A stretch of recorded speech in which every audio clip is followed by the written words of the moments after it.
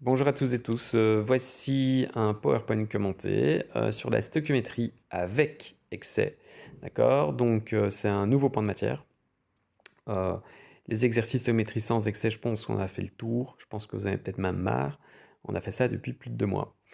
Donc voilà, alors vous inquiétez pas, ce point de matière sera également abordé en 5 SM et LSM, il n'y a pas de souci. C'est juste que maintenant on peut faire un peu de dépassement et je trouvais ça pas mal quand même de vous faire découvrir ceci. Voilà, tout ce qui est pris durant le confinement. Alors pour aborder avec excès, je vais d'abord faire un petit rappel sur certains points qui sont très importants de la stoichiométrie sans excès, d'accord, afin de mieux comprendre la suite.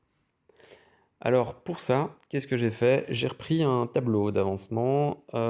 C'est un exercice qu'on avait fait ensemble, enfin ensemble, un exercice que vous avez dû faire durant le confinement, qui a été corrigé évidemment. Donc en fait, on a du carbonate de calcium dans du HCl. C'était l'histoire de la craie en fait, hein. La craie est composée notamment de carbonate de calcium. Et voilà, on avait ces produits-ci. Alors, jusqu'à présent, en fait, qu'est-ce qui s'est passé? On a toujours résolu des problèmes stoichiométriques où la réaction était complète. Ça veut dire que les réactifs sont entièrement consommés. Et ça, on le voit ici, tout arrive à zéro à la fin de la réaction au niveau des réactifs. C'est-à-dire que tous mes réactifs ont entièrement, écoutez bien, ils ont entièrement été consommés. Tous. OK? Et comment est-ce qu'on est arrivé à faire ça? Eh bien, grâce à nos facteurs stoichiométriques, on a pu trouver évidemment les valeurs qu'il fallait exactes ici afin que ça puisse se dérouler comme ça.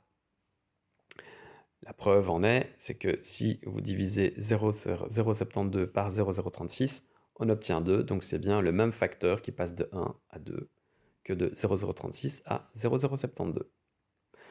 En fait, tout ça, c'est ce qu'on appelle faire réagir des composés selon des proportions stoichiométriques. Donc ça, c'était notre stoichiométrie sans excès. Mais ça a son utilité de faire la stoichiométrie sans excès. Prenons l'exemple, par exemple, certains moyens de propulsion qui sont utilisés pour envoyer des satellites ou des engins dans l'espace. Ici, je prends la propulsion qui a été utilisée pour Mars Reconnaissance Orbiter. Donc, c'est un petit satellite qui a été envoyé vers 2005, je crois, vers Mars. Et cette propulsion, elle fonctionnait grâce à la réaction entre du tétraoxyde de diazote et de l'hydrazine. Ok, ça, ce sont mes réactifs, combustibles comburants. Eh ben, il était évident que pour ce genre de voyage, on va quand même essayer d'optimiser évidemment la masse de l'objet pour des raisons d'économie lors de l'envoi et puis d'espace aussi, hein. Cette petite machine a besoin de, d'avoir toute une série de capteurs et autres, ça prend de la place, donc on va économiser tout ça. Donc il est clair qu'ici, il fallait économiser et donc bien mettre les quantités respectives dans, on va dire, des proportions stoichiométriques correctes, hein, afin qu'il n'y ait pas trop de l'un ou pas assez de l'autre, hein. Donc c'est pour que ce soit vraiment parfait. Donc là, il faut faire de la stoichiométrie sans excès, il faut exactement avoir ce qu'il faut pour que ça fonctionne. J'espère que vous avez bien capté l'idée. Alors maintenant, la stoichiométrie avec excès. Donc avec excès, l'idée c'est de faire réagir des réactifs, imaginons deux, d'accord? L'un des deux, si vous voulez, eh bien sa quantité est un peu trop importante. C'est-à-dire que ces deux réactifs ne vont pas être dans des proportions stoichiométriques correctes. Ça veut dire qu'un des deux, il y en aura un peu de trop, et du coup, eh bien, il va en rester un peu à la fin de la réaction chimique. Il va rester un peu de réactif. Alors, pourquoi on fait ça? Soit c'est voulu, vraiment, c'est volontaire. Pour quelle raison? Parce qu'en fait, on espère pouvoir totalement transformer un des deux réactifs et en être sûr à 100%. Et donc, du coup, on va rajouter un peu plus de l'autre pour s'assurer que ça fonctionne. Parce qu'évidemment, il y a d'autres notions que vous ne connaissez pas encore en fonction de la température, etc. Il y a des rendements différents. Et donc, si on veut être vraiment sûr, on met toujours un peu plus de l'autre. Et comme ça, on est sûr que ça fonctionne parfaitement pour obtenir ce qu'on souhaite avoir. Donc ça, c'est quand c'est voulu. Maintenant, ça peut être involontaire. On met en deux réactifs en présence l'un de l'autre. avec des masses ou des volumes, des concentrations, ce que vous voulez, c'est un peu comme ça au hasard, on ne sait pas très bien les quantités qu'ont chacun. Et donc forcément, ils ont des rapports non stoichiométriques. Hein. C'est comme si vous faites des crêpes, vous savez que je fais souvent des analogies avec la cuisine. Ben voilà, vous avez devant vous, je sais pas moi, 400 grammes ou 452 grammes de farine sur balance, ce qui vous reste dans votre sachet. Pour faire 10 crêpes, bah, vous n'aurez peut-être besoin que de 400 et il va vous rester un peu, quoi. Ça va? En fait, dans ces deux cas de figure, il y a de toute façon quelque chose qui va arriver, c'est que nous aurons un excès d'un ou plusieurs réactifs. Hein. Parfois, il n'y a pas que deux, parfois il y a plusieurs réactifs. Alors tout ça est fort abstrait, je l'imagine bien. Donc ce qu'on va faire d'abord, c'est bien définir ce qu'est un réactif limitant et un réactif en excès. Et ensuite, je vous montrerai une petite photo qui fera une belle analogie aussi sur la stoichiométrie avec excès, ce qui va vous permettre de mieux comprendre le tout. Au niveau de nos définitions, un réactif limitant, c'est quoi? Eh bien, retenez bien ça, c'est le réactif qui sera entièrement consommé au cours de la réaction chimique. Et chose fondamentale aussi, c'est que du coup, c'est lui qui va limiter les quantités des produits obtenus. Forcément, on ne va pas pouvoir produire plus quelque chose que ce que nous avons comme réactif au départ. Donc, si celui-ci a une quantité limitée, il ne pourra pas faire plus que ce qu'il est. C'est logique. Ensuite, pour les réactifs en excès, ben ça c'est le réactif qui n'aura ou les réactifs qui n'auront pas entièrement été consommés à la fin de la réaction chimique, lorsque le réactif limitant aura totalement disparu. Donc ici, on va avoir un reste, un petit résidu d'un des réactifs qui sera là à la fin, qui n'aura pas réagi. Alors, pour mieux visualiser tout ça, prenons l'exemple suivant. Vous êtes chef baladin, vous avez toute une série de petits baladins, etc. Vous préparez leur petite collation. Et chaque baladin doit avoir par exemple un petit sandwich, deux biscuits, une orange. Et ça, c'est une collation pour un petit baladin.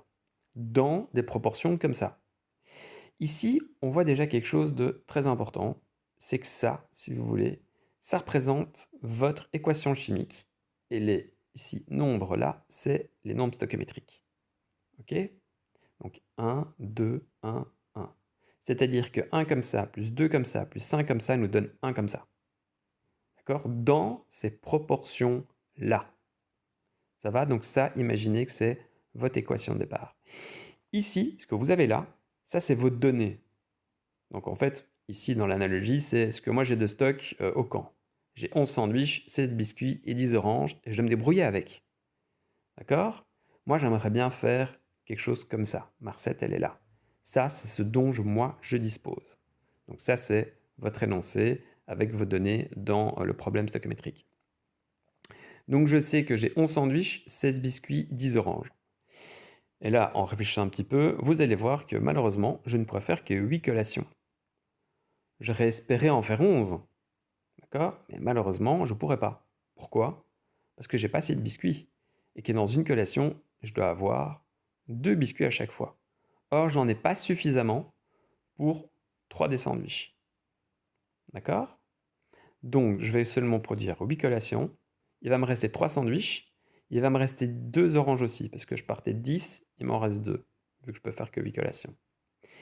Donc, mes oranges et mes sandwichs sont des réactifs en excès. Mes biscuits, ben, c'est mon réactif limitant. Ça va? J'espère que tout ça est bien clair. Et vous voyez qu'en fait, c'est le réactif limitant qui, lui, va déterminer les produits formés. OK? C'est-à-dire que les produits formés, c'est ça. Hein. Ça, ce sont des restes. Hein. Donc les produits formés, il n'y a que ça. C'est lui qui va déterminer la quantité de produits formés. Puisque nous passons, il faut 2 comme ça pour faire 1 comme ça. Donc là, on a un facteur fois 1,5. Et donc, je fais 16 fois 1,5. Et donc, j'ai bien 8. Donc, une fois que vous avez réussi à trouver qui était le limitant, vous pouvez déterminer les produits formés. Prenons un exemple plus concret en chimie, donc de stoichiométrie avec excès. On va prendre l'exemple d'une réaction chimique extrêmement spectaculaire qui est l'aluminothermie. Et donc en fait, on va faire réagir de l'oxyde de fer 3 avec de l'aluminium. Ici, j'ai des quantités indiquées à la fois pour l'aluminium et pour l'oxyde de fer 3. Ça déjà, c'est un signe. Hein. Si le signal il est là. Si vous avez des quantités données pour les réactifs, les deux réactifs ici, bah forcément, c'est que vous êtes avec excès. Ou alors, coup de bol, il tombe tip-top dans les bonnes proportions. Mais là, franchement, j'y crois pas trop. Donc, j'ai 58 grammes de ça et j'ai 25 grammes de ça. Et je vais produire ceci. La question, enfin il y en a deux. La première, c'est quel est le réactif en excès? Et la deuxième sera, enfin la deuxième sous-question ici, quelle sera la masse de ce réactif restant à la fin de la réaction? Donc on va devoir, déterminer lequel est en excès, celui-là ou celui-là. Il y en a trop. Et d'autre part, une fois que la réaction sera terminée, savoir celui qui était en excès, il reste quoi comme masse? Deuxième question, quelle est la masse d'oxyde d'aluminium qui sera produite? À savoir ceci. Voilà, alors on va faire ça en détail. Donc première étape, comme toujours, passer en mol. Donc on va trouver le nombre de moles pour l'aluminium et le nombre de moles pour Fe2O3. Pour l'aluminium, voilà, c'est assez simple, hein. Je ne vais pas revenir ici là-dessus, hein. Vous savez comment on résout ce genre de problème. Donc ici, on va trouver 0,926 moles pour l'aluminium. Et pour l'oxyde de fer, hein, on a notre masse dans l'énoncé, la masse molaire qu'on a été chercher dans le tableau périodique. Et là, on trouve 0,363 moles. Une fois que j'ai ces données, je les introduis dans mon tableau d'avancement. Et vous allez voir ici toute l'utilité du tableau d'avancement. C'est pour ça que j'ai un peu tapé le clou là-dessus avec stoichiométrie sans excès. Or, ce n'est pas nécessaire, mais je préférais quand même que vous puissiez un peu le manipuler parce que ici, ça aura vraiment toute son utilité, le tableau d'avancement. Donc moi, j'ai ces deux données-là. Ok, c'est très bien, mais je sais que forcément, il y en a un des deux qui n'arrivera pas à zéro, lequel, je ne sais pas. Donc la question, c'est mais comment déterminer le réactif en excès? Alors, pour le déterminer, qu'est-ce qu'on fait? Il y a deux méthodes. Ici, je vais vous donner la première méthode qui est plus intuitive, mais qui ne pourra pas tout le temps être utilisée parce que parfois, c'est vraiment chaud. La première, c'est de se dire que normalement, si ça avait été, ça veut dire si mes quantités ici avaient été dans des proportions stoichiométriques correctes, logiquement, on devrait faire x2 comme ça. Hein, on passe de 1 à 2. Donc logiquement, moi j'aurais dû avoir 0,726. Vu que 0,363 fois 2 fait 0,726. Or, j'ai pas cette quantité-là, moi j'ai beaucoup plus. J'ai 0,926. Ce qui veut dire que ici, je suis en excès. J'en ai un peu de trop. Une fois que tout ça aura réagi avec l'aluminium, eh bien l'aluminium, il n'y a que cette masse, il n'y a que ce nombre de moles-là qui va réagir avec ça. On est d'accord? Eh bien forcément, il va me rester quelque chose. Donc ici, ça va entièrement réagir, je vais arriver à 0. De l'autre côté, je vais faire réagir que ce qui est possible de faire réagir, à savoir 0,726 moles, puisque 0,363 fois 2 me fait cette valeur-là. Et donc, il va me rester 0,200 moles. Donc ici, ces deux réactifs-là, j'ai d'une part le limitant ici, et celui qui est en excès. Ensuite, je n'ai qu'à faire j'ai qu'à travailler avec mes autres facteurs stoichiométriques afin de trouver le reste de mon tableau. Alors ici, il y a quelque chose qui est très important, vraiment, c'est qu'il faudra toujours évidemment se baser sur le limitant. Ça, je vous l'ai dit tout à l'heure, hein. C'est le limitant qui va faire compléter tout le tableau d'avancement. Donc la valeur à prendre ici, ce sont celles qui réagissent évidemment. Pas celles-là ni en dessous, c'est celles qui réagissent. Ce sont les quantités qui vont se transformer, hein. D'accord? Ça, c'est ce qui va me rester, c'est ce que j'ai l'état initial. Mais ce qui va se transformer, c'est ce qui va permettre, ce sont ces quantités-là de ces deux réactifs qui, en se mélangeant, à un moment donné, vont réagir et produire ceci. Donc ce sont bien ces quantités-ci qui vont être utilisées afin de déterminer celle-là. Donc ici, hop, ici, hop. Donc x1, x1. Pour le faire, j'aurais pu prendre départ Fe2O3 et j'aurais fait simplement un x2, hein. J'aurais eu la même chose. Donc j'espère que ça c'est bien clair. Alors, Donc, je me répète, donc c'est bien à partir du réactif limitant que nous construisons le tableau d'avancement, ça c'est important. Ensuite, il faut répondre à la question, hein, quelle sera la masse d'aluminium produite? Eh ben, maintenant que j'ai trouvé mon nombre de moles dans mon tableau d'avancement, j'ai qu'à rechercher ma masse molaire, et puis je réponds à la question, et j'indique les chiffres significatifs vu que j'étais à 3. Voilà.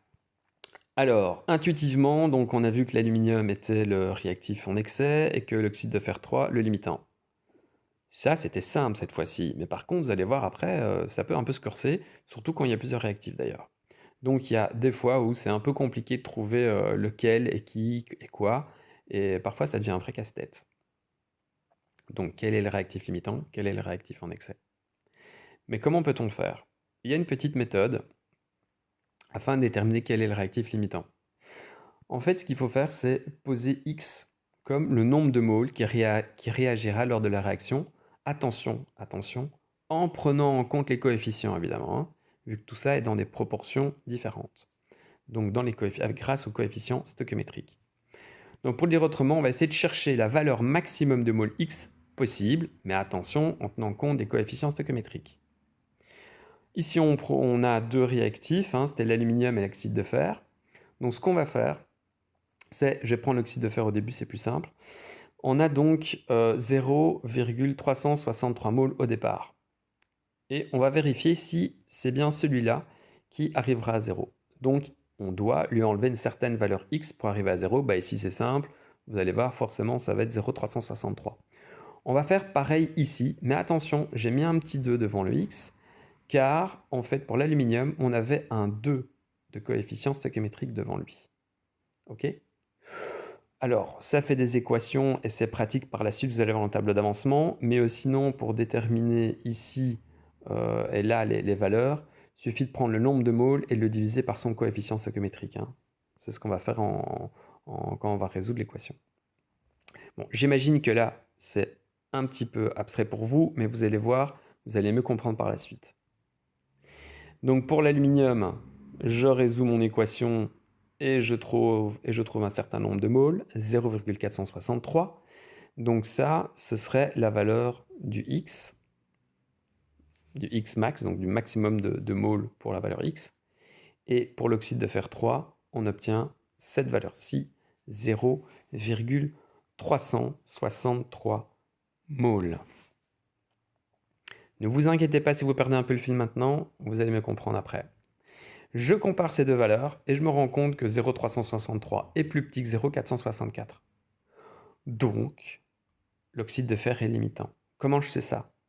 Parce que forcément, c'est la valeur la plus petite, d'accord, qui déterminera le limitant, vu qu'on ne pourra pas faire plus que ça pour une valeur x max, alors que l'autre est bien plus grande. Et donc, comme je vous ai dit, il faudra toujours prendre comme maximum, le fer, il ne pourra pas faire plus que 0,363, c'est son maximum. Donc l'autre est trop élevé, donc AL est le réactif qui est en excès. Donc la valeur maximum de X sera de 0,363 moles. Et pour rappel, c'est bien le réactif limitant qui va permettre de construire le tableau. Alors maintenant, on se concentre. Ici, ça va vous permettre de mieux comprendre ce que j'ai fait juste avant. Donc pour rappel, nous, ce qu'il faut faire, c'est essayer de déterminer lequel des deux est le limitant. On a trouvé que c'était celui-là limitant. Donc en fait, on va lui enlever, d'accord, la valeur que nous avions trouvée, c'est-à-dire 0,363, et là, on tombe à 0.